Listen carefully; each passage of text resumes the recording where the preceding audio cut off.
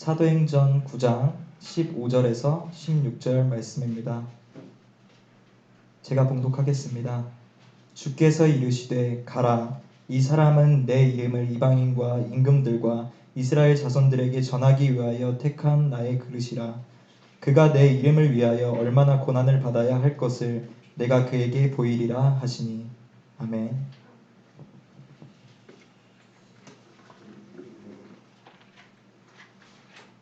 우리는 다 올라가 성전을 건축하라는 거룩한 성교 명령에 대해서 창세기로부터 요한계시록을 전체적인 주제 말씀으로 생각하면서 좀 살펴보는 중에 있습니다. 우리는 지난 2주간 동안 성전의 의미를 생각하면서 모든 사람과 더불어 화평함과 거룩함을 따르라. 이것이 없이는 아무도 주를 보지 못하리라고 하는 말씀의 의미가 무엇인지를 좀 자세히 살펴보면서 성전에서 누리는 첫 번째 복은 그리스도의 보배로운 피로 말미암아서 하나님과 원수된 우리가 하나님과 화목을 이루는 것이라 하는 것을 살펴보았습니다. 이제 믿음으로만 의롭다 하기를 받은 백성들은 하나님과 화목한 백성인데, 이제 하나님과 화목해 된 백성들은 이제 화목해 하는 직분을 맡는 그리스도의 사신으로서 화목해 하는 말씀을 전하는 사명을 동시에 받게 된다는 것도 살펴보았습니다. 그리고 이 성전의 영광과 능력을 펼쳐내기 위해서는 거룩함이 중요하다는 사실을 지난주에 우리가 살펴봤습니다. 이 하나님의 집인 교회는 주 안에서 성전이 되어가고 있는 중에 있습니다. 하나님이 거하실 처소로 지금 지어져 가고 있는데, 하나님의 성전은 이제 생명의 유기체입니다. 그렇기 때문에 이 살아있는 유기체는 반드시 자라게 되어 있습니다. 생명 가진 자의 속성이죠.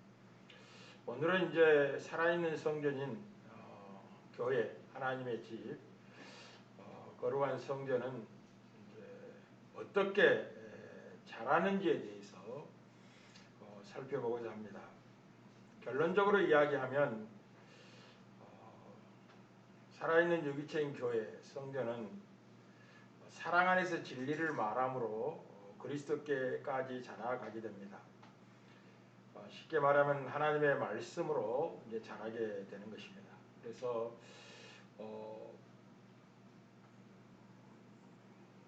선교사들이나 복음 증거자들은 반드시 하나님의 말씀을 가지고 가는 것입니다. 그래서 그들이 가는 곳에는 하나님의 말씀이 가는 것이고, 그 말씀이 가는 곳만큼 성전은 확장되어지고 성교 명령은 성취가 되어지는 것입니다.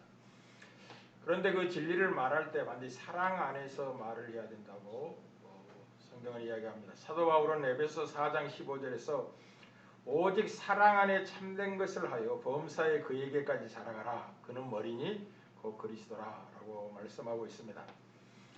그리스도에게로 자라는 것은 하나님의 성전이 성장하고 세워지는 것입니다. 사랑 안에서 진리를 말하는 것은 그리스도의 몸을 세우며 이제 구조 전체가 주 안에서 성전으로 자라가게 하는 비밀입니다. 그러나 오늘 여러분과 함께 집중적으로 나눠보고 싶은 것은 이제 하나님의 말씀이 가는 곳만큼 하나님의 말씀으로 성전이 세워진다는 것을 전제하고, 그 말씀이 어떤 배경을 가지고 전파되는지에 대해서 집중적으로 좀 살펴보고자 합니다.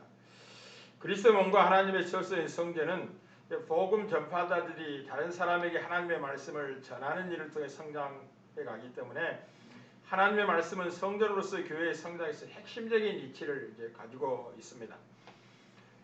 우리는 사도행전 6장에서 하나님의 말씀을 일시적으로 제쳐놓고 구제에 매달리다가 분쟁과 다툼을 만난 사도행전 6장을 알고 있습니다. 그때 그 해결책으로서 12사도가 모든 제자를 불러놓고 이렇게 이야기하죠. 우리가 하나님의 말씀을 제쳐놓고 접대를 일삼는 것이 마땅치 아니다 하여 하나님의 온 마음이 성교 명령, 성전을 건축하는 일에 영혼을 살려 구원하는 일에 그들이 집중해야 될 것을 이제 말씀하고 있는 걸 보게 됩니다.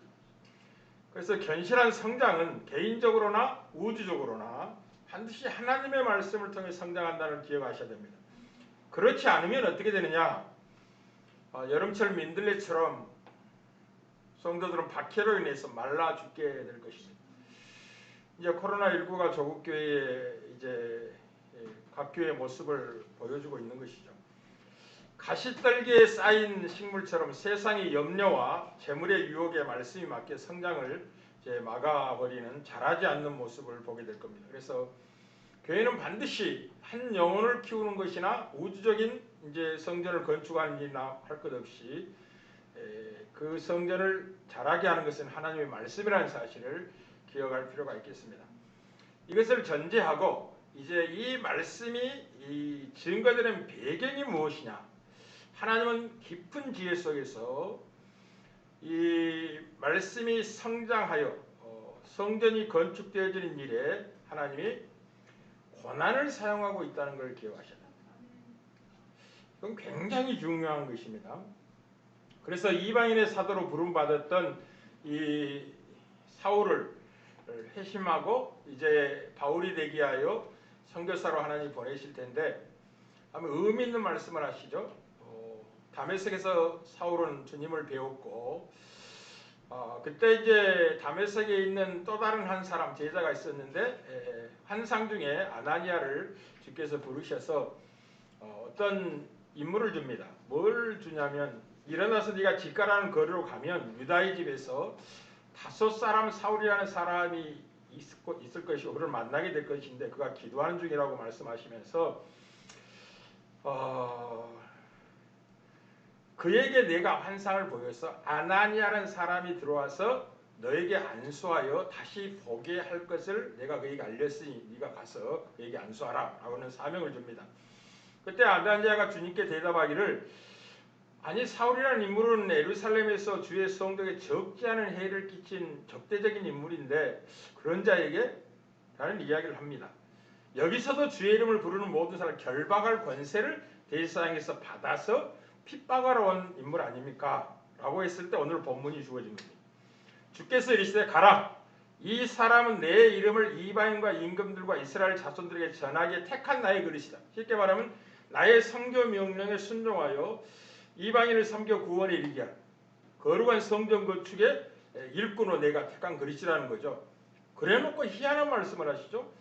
그가 내 이름을 위하여 얼마나 고난을 받아야 할 것을 내가 그에게 보이리라. 희한한 말씀이잖아요.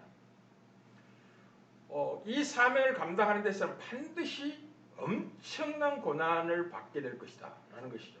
그것이 하나님의 말씀이 증거되는 배경입니다. 우리 주님이 분명히 말씀하신 거죠. 이미 요한복음 12장 24절에 내가 진실로 진실로 너희에게 이르노니 한 알의 밀이 땅에 떨어져 죽지 아니하면 한 알 그대로 있고 죽으면 많은 열매를 맺으리라. 이제 종종 이제 이 교회 뭐 권사님이나 장로님 자녀들이 결혼할 때가 돼가지고 이제 결혼을 하게 될 때 온 부모의 마음을 제가 자세히 들여다보니까 잘못 살아가고 있어. 자기 자녀들이 큰 탈 없이 어려움 없이 행복하게 사는 것을 부모의 마음에 좋은 마음이라고 오해를 하고 있다. 그건 이방인들의 부모의 마음이 갖고 있는 마음입니다. 모든 본성으로 가지고 있는 마음이에요. 그러나 교회 일꾼 정도가 된다면 삶의 목적이 무엇이며 인생이 무엇인지를 그리스도 안에서 재발견했기 때문에 자기 자녀가 어떻게 사는 것이 복인가를 확실히 알고 있어야 되거든요. 그래서 그렇게 사는 것을 원하여 이 결혼을 시키도록 마음을 먹어야 되는데 그게 쉽지 않다는 걸 제가 만나보면 압니다. 평소에는 목사님 사랑합니다. 뭐 존경합니다. 얼마나 위대한 일을 하십니까? 참 부럽습니다. 우리도 할 수만 있으면 그렇게 했으면 좋겠는데 근데 현실로서 그 삶을 딱 요구받으면 겁을 벌 겁니다. 그리고 목사님 집안에 이 살게 되고 결혼한다는 것을 굉장히 이제 어려워하는 거죠. 그리고 당신의 자녀를 그 길로 하나님 부르신다면 준비하십시오 라고 이야기를 하면 그건 못하겠습니다. 대부분 그렇게 이야기합니다. 이중적이죠. 아직 그리스도 예수 안에서 어떤 삶이 영광스러운 삶인가를 머리로는 알지만 가슴으로 체도가 되고 그렇게 살아야 되겠다고 결단하고 준비된 심령들이 아닌 거죠. 자, 들어보세요. 아주 중요한 이야기입니다. 이 생명을 살리는 일, 성전을 건축하는 일은 반드시 고난을 통해서 하나님이 그 일을 이루도록 의도하셨다는 걸 기억하셔야 됩니다. 새 성전의 영광은 우리가 고난을 견뎌낼 때 자라게 되는 것입니다.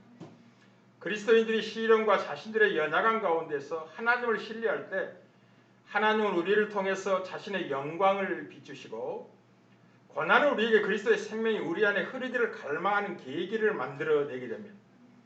고난이 어떤 의미를 갖냐면 그리스도의 생명이 우리 안에 흘러오도록 그리스도를 바라보게 하고 이 생명은 우리 안에 흐를 뿐만 아니라 우리를 통해 다른 사람에게 흘러가도록 하나님이 의도를 하셨습니다. 그래서 고린도서 4장 11절 12절에 사도 바울이 이렇게 이야기하는 거죠.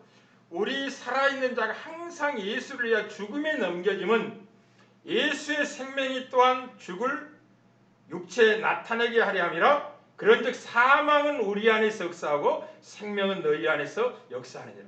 너희 안에 생명의 역사가 복으로 주어지기 위해서는 내가 죽음의 현장에 들어가는 과정을 요구받고 있다라고 말씀을 하는 거죠. 그래서 그리스도가 받는 고난이 그리스도의 영광에 참여하는 유일한 비밀입니다. 그리스도의 영광에 참여하려면 반드시 그리스도의 고난에도 참여해야 됩니다. 그리스도의 고난에 참여하지 않고 그리스도의 영광에 참여하는 것은 이제 거짓을 이야기하고 있는 거나 마찬가지입니다. 예수 증인들의 희생과 고난은 땅끝까지 하나님의 임재의 영광을 퍼뜨리게 하는 하나님의 계획입니다. 바울은 이렇게 고백합니다. 이제 나는 너희를 위하여 받는 괴로움을 기뻐하고 그리스도의 남은 고난을 그의 몸된 교회를 위하여 내 육체에 채운다 라고 이야기합니다. 왜 고난을 교회를 위하여 받는 고난을 기뻐하고 즐거워하고 그리스도의 남은 고난을 채울까요? 그렇지 않고는 성전이 건축되지 않기 때문에 그렇습니다. 그렇지 않고는 성교 명령이 성취되지 않기 때문에 그렇습니다. 저는 이제 중국의 많은 고난의 세월을 이겨낸 지도자들을 만났고 또 지금도 핍박과 고난 중에 있는 교회들이 많습니다. 중국의 어느 한 가정 지도자가 이렇게 고백했습니다. 우리는 그리스도인들이 자신들의 피를 흘리며 복음을 위해 많은 고난을 감내한 곳에서 발생한 강력한 부흥에 대한 수많은 증언을 듣습니다. 반대가 극심한 어느 지역에서는 마귀의 권세가 깨트려지고 사람들이 복음의 빛을 볼 수 있기 전에 하나님의 자녀들이 고난을 받고 피를 흘려야 하는 것처럼 현실 속에서 나타나고 있습니다. 이것은 모든 나라 복음이 증거되고 부흥의 역사를 경험하는 현장에서 고백되어지는 고백입니다.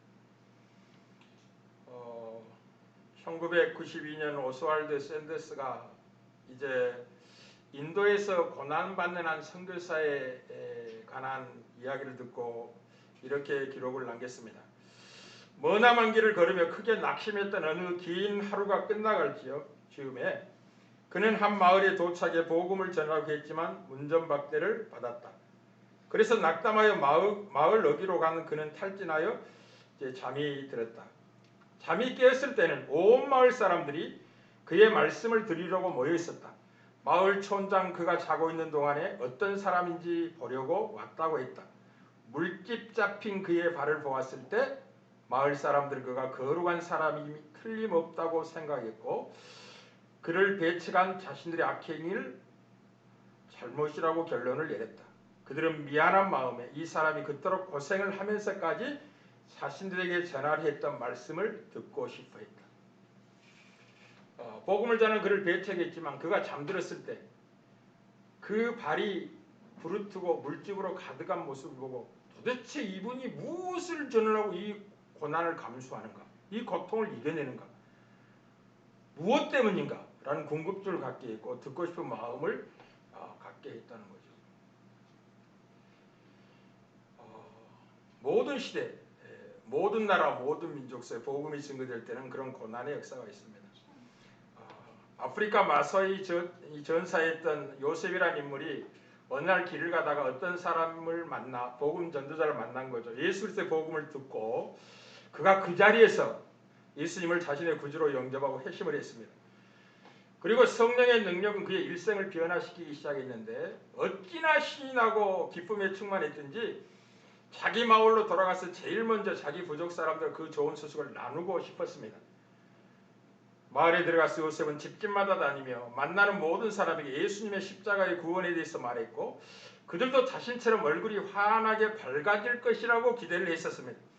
놀랍게도 마을 사람들은 그의 말에 아랑곳하지 않았을 뿐만 아니라 오히려 사나워졌습니다.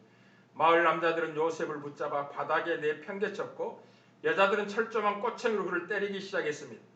그는 마을에서 질질 끌려나갔고 숲에 버려져 홀로 죽어가게 되었습니다. 요셉은 겨우겨우 기어서 웅덩이까지 기어갔고 의식이 오락가락한 채로 거기서 며칠 있다가 가까스로 기운을 차렸습니다. 그는 평생 동안 알고 지냈던 사람들로부터 그 저기에 찬 대접을 생각해 보았습니다. 왜 그럴까? 그리고 자신이 뭔가 빼먹었거나 예수님에 대한 이야기를 정확하게 전하지 못한 게 틀림없다고 결론을 내리고 자기가 처음 선교사로부터 들었던 메시지를 연습해보고 나서 그는 자신의 믿음을 한 번 더 나누어 보기로 결심하고 마을로 절뚝거리며 모여있는 오두막집으로 들어갔습니다. 그리고 예수님을 전파하기 시작했습니다. 그분은 여러분을 위해 죽으셨습니다.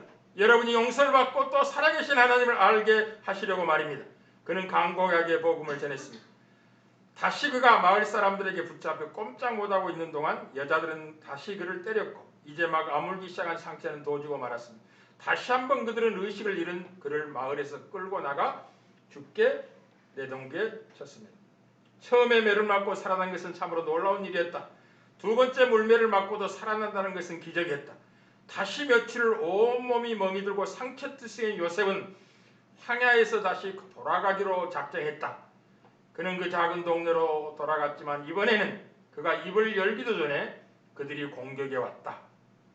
세 번째, 아니 마지막으로 그는 맞으면서도 다시 예수 그리스도 주님에 대해 말해 주었다. 정신을 잃기 전에 그가 마지막으로 본 것은 자기를 때리고 있던 여자들이 울고 있는 모습이었다. 이번에는 침대에서 그는 잠이 깼다. 자기를 그렇게 심하게 때렸던 사람들이 이제는 극진한 간호로 그의 목숨을 구해주려고 했다. 온 마을이 그리스도께로 나오게 되었다. 고난은 하나님이 성전을 건축하고 생명을 살리기 위한 무한한 지혜 속에 나온 하나님의 계획입니다. 그래서 사도 바울을 부를 때부터 그렇게 부른 거죠.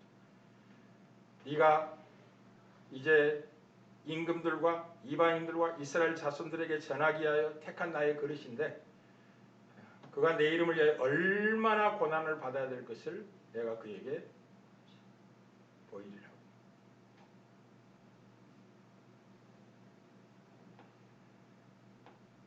그래서 자기 자녀들이 편하게 사는 것이 행복이고 복된 삶이라고 오해하고 이 고난의 길을 가는 것을 막아서는 것이 교회 일꾼들의 현실의 모습입니다.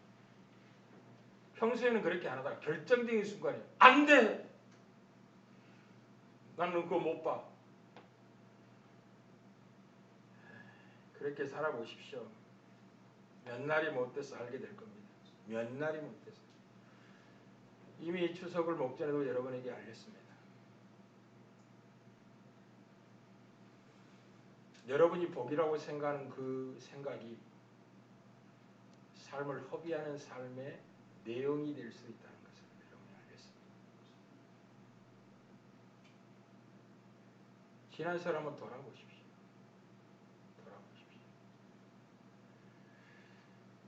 추석은 특별히 안식하면서 만물을 쳐다보고 생각을 해보시라고 말씀드렸습니다. 해를 바라보시고 달을 바라보시고 들의 꽃과 상에 올라온 그 과일들과 살이 포동포동 오른 그 생선들 보시며 누가 이것들이 우리에게 있도록 허락하셨는지를 창조주를 생각하라. 그리고 여러분의 조상들을 한번 생각해봐라. 그들이 어떻게 흙으로 돌아가고 말았는지. 그리고 그 길이 내가 가야 될 길인 것을 여러분 자신들을 생각해봐라. 여러분의 지난 세월을 살아 내가 과연 어떤 삶을 살았니? 앞으로는 어떻게 살아야 될지를 다시 한번 각오하고 새기고 돌아오라고. 그렇게 하셨습니까? 그렇게 하셨어요? 안 그렇게 하셨어요? 여러분의 생명의 날이 많지 않습니다. 아주 짧습니다. 아주 짧아요. 근데 그 생명의 날을 그냥 두려움 속에서 숨어서 지내겠습니까? 숨어서 지내는 날만큼 시간이 안 가고 멈춰 서 있나요? 그렇지 않습니다. 다시는 돌아오지 않는 시간을 보내고 있는 것입니다. 사랑하는 성도 여러분, 하나님께서는 이 그리스도의 능력과 그 부유하심을 드높이기 위해서 복음 증거자들로 하여금 고난을 받도록 의도하셨습니다. 그래서 고난은 결국 하나님의 주권자 되심을 분명하게 나타내 보여줍니다. 바울은 핍박 속에서 더 강했는데 그리스도의 능력이 그 위에 머물렀고 그 안에서 온전히 그 고난 속에서 확보되었기 때문에 그랬습니다. 그럼 고린도후서 12장 9절 10절에서 이 비밀을 사도 바울은 이렇게 전했습니다. 내 은혜가 내게 족하다. 이는 내 능력이 약한 데서 온전해짐이라 하신지라. 그러므로 도리어 크게 기뻐함으로 나의 여러 약한 것들에 대해 자랑하리니 이는 그리스도의 능력이 내게 머물게 하리 하며. 그러므로 내가 그리스도를 위하여 약한 것들과 능력과 궁핍과 박해와 공고를 기뻐하노니 이는 내가 약할 그때 강함이라. 우리가 깨어져야만이 우리 안에 있는 보배가 드러난다는 걸 기억하십시오. 우리가 깨어지지 않기 때문에 자꾸만 신앙을 오해하여 우리 안에 보배를 드러내는 복된 삶을 살려고 하지 않고 질그릇을 치장하려고 하는 거예요. 질그릇 안에 보배가 감추어져 있기 때문에 질그릇이 깨지하면 이 보배의 영광이 찬란하게 드러나게 될 텐데 그 질그릇 안 깨트리려고 페인트 칠하고 종이로 붙이고 조금 금이 가면 그냥 겁을 벌컥 내갖고 본드 가지고 붙이고 이렇게 해가지고 어찌하든지 우리 안에 계신 보배를 밖으로 안 나타내 보이려고 예를 쓰는 게 잘못된 신앙의 모습입니다. 한마디로 말하면 고난받기를 싫어하는 거죠. 그러나 고난 없이 성전 건축 없습니다. 고난 없이 성교 명령의 성취 없습니다. 그래서 예수 증인의 삶으로 부름받는 것은 순교자로 부름받는 것입니다. 실제적으로 너희가 땅끝까지 내 증인들이라 할 때 증인의 의미는 마터입니다. 순교자라는 뜻입니다. 나를 위하여 죽음에 넘겨지는 삶을 살게 될 것이라는 거죠. 그렇게 해서 생명이 잉태되고 나아지게 될 것이죠. 그래서 성경에서 순교를 최고의 영광된 삶이라고 하는 이유가 바로 거기에 있습니다. 만약 부활이 없다면 죽은 자의 다시 삶이 없다면 순교만큼 어리석은 게 없죠. 안 그렇겠습니까? 그러나 한 번 죽어가는 인생 평안히 살다가 그로 돌아가든지 하나님의 거룩한 명을 쫓아 살다가 부름을 받든지 간에 어차피 가야 될 인생인 것입니다. 외에 없습니다. 안 간다고 떼쓴다고 해서 안 갈 수 있는 길이 아니에요. 모두가 가야 될 길입니다. 그래서 성경이 순교를 가장 위대한 삶이라고 하는 이유가 바로 거기에 있는 거죠. 삶이 중단된 것 같고 중간에서 방해받아서 멈춰서 버린 것 같은데 죽음이 끝이라면 그건 불행이죠. 그러나 죽음이 끝이 아니잖아요. 부활이 있잖아요. 하나님은 죽은 자의 하나님, 산 자의 하나님이시잖아요. 모세가 죽었나요? 엘리야가 죽었나요? 아브라함이 죽었나요? 안 그렇습니다. 다 살아있습니다. 살아있습니다. 우리 비아나 선상에서 신성의 영광의 모습을 나타내 보이는 그 현장에 모세와 엘리야가 찾아왔다는 걸 우리가 알고 있습니다. 엘리야는 죽을 보지 않고 이제 불만과 병 걷다 헤르바람 타고 승천했기 때문에 충분히 이해할 수 있습니다. 모세는 실제로 죽었습니다. 시체는 발견하지 못했지만 그러나 모세는 죽지 않았습니다. 죽지 않았습니다. 살아있습니다. 바울은 고난을 위해 그가 가진 자원이 바닥이 나서 오직 예수님만 전적으로 의지하게 되었을 때 그리스도의 능력은 바울에게 유익한 능력으로 나타나게 된 것이죠.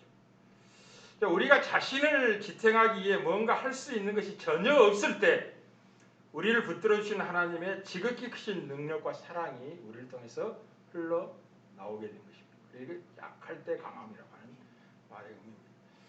사랑하는 성도 여러분, 하나님께서는 고난을 계획하신 것은 복음을 전하는 일에 이 고난을 사용하신 이유는 다른 모든 이유들로 말미암아서 하나님의 가치가 모든 보다보다 훨씬 더 뛰어나는 것을 세상에 보여주기 위함이기도 합니다. 하나님의 이름을 위해 기쁘게 견디는 고난을 통해서 하나님의 하나님 되심이 가장 위대하게 빛을 발합니다. 그래서 기쁨으로 받는 고난은 감사보다 훨씬 더 빛을 발합니다. 다시 말씀드리겠습니다.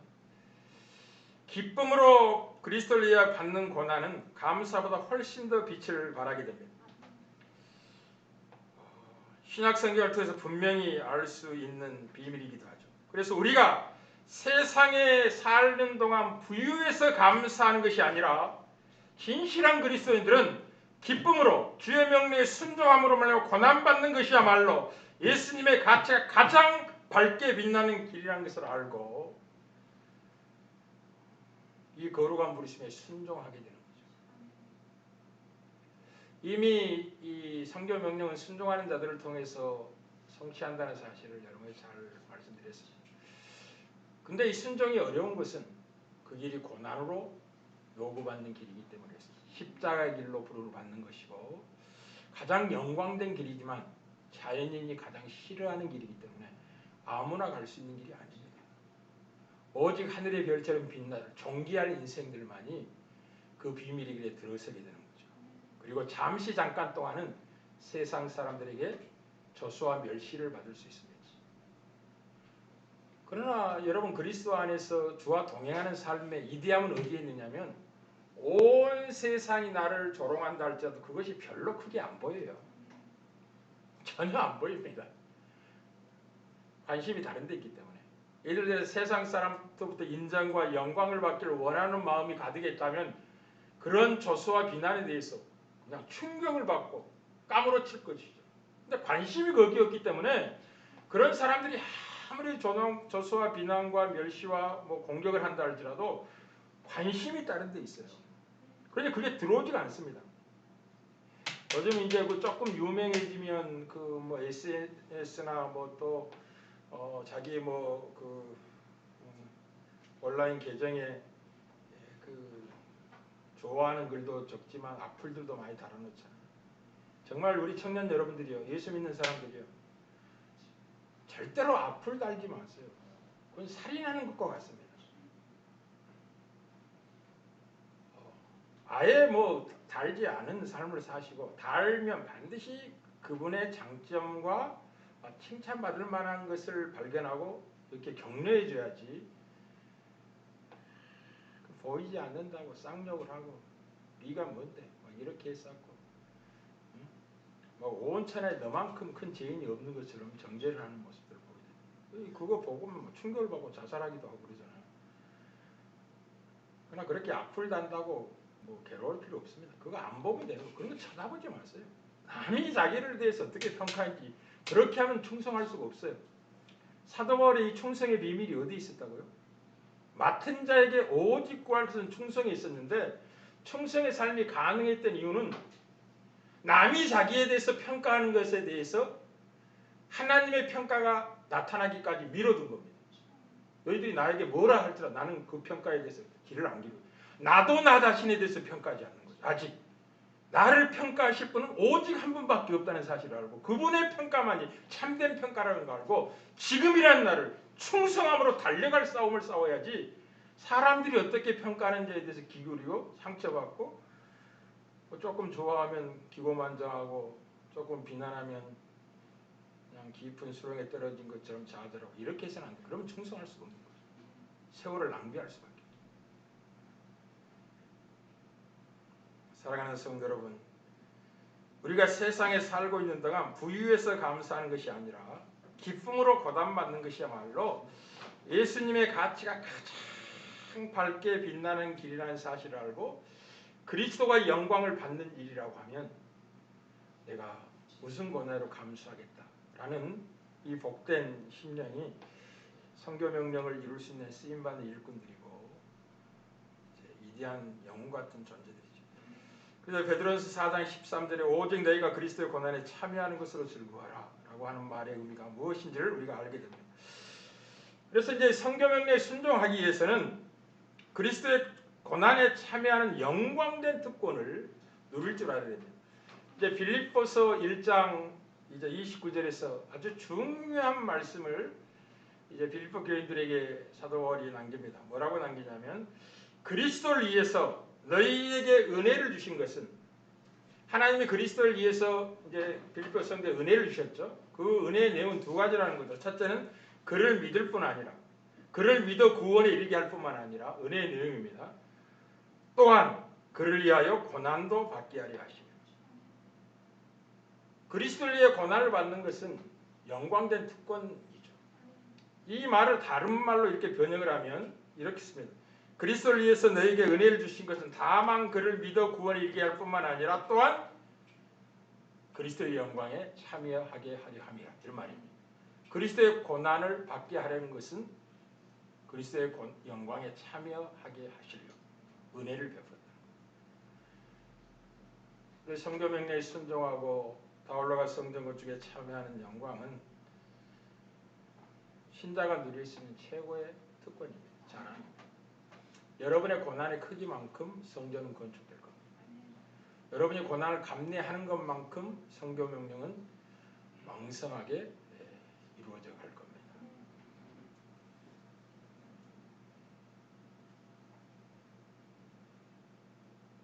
참 아멘하기 어렵죠.